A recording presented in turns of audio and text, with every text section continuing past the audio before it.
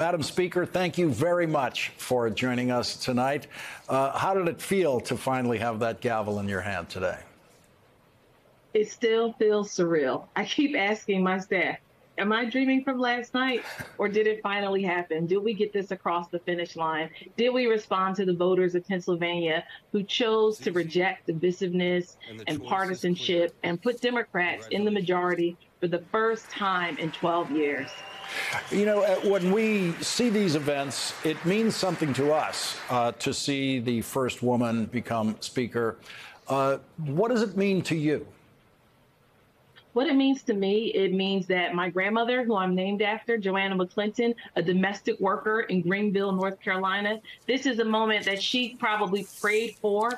She passed when I was yet a toddler, but it means progress, it means change. And the biggest key is not being the first, but opening the door for second, third, fourth, and fifth, for more women and more people of color to have representation in the oldest legislative body in the nation.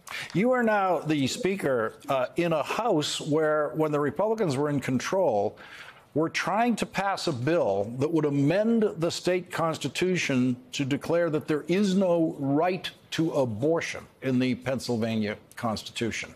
Did that help communicate to the voters of Pennsylvania what was at stake in control of the House of Representatives?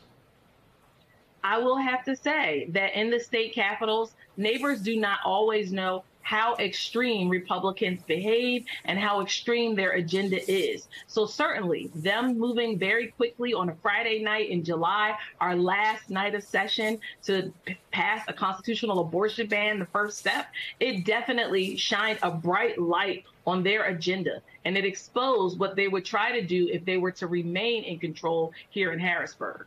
What is at the top of your agenda now in the House of Representatives? So now that Democrats finally have the opportunity, we are going to push a people-first agenda. We look forward to getting good bills over to the Republican-controlled Senate, out of the Senate to Governor Shapiro's desk that will improve the lives of working people, finally address the stagnant minimum wage, ensure that folks are able to organize and have the right to a union. We have a lot of good government ideas, from funding our schools fairly so that every zip code has fair funding in our schools, to so much more. I know that many in the audience, when they heard about the Republican-controlled Senate in Pennsylvania, immediately think, oh, well, they can't get anything done. Are there members of the Republican Senate who you believe you can work with?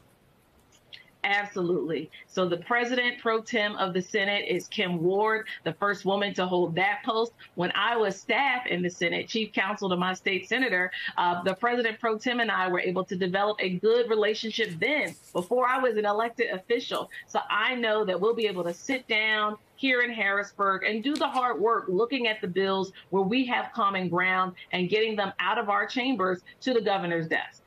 As you go forward, what is your approach when you're dealing with this Republican Senate to be able to get things through to the governor to sign?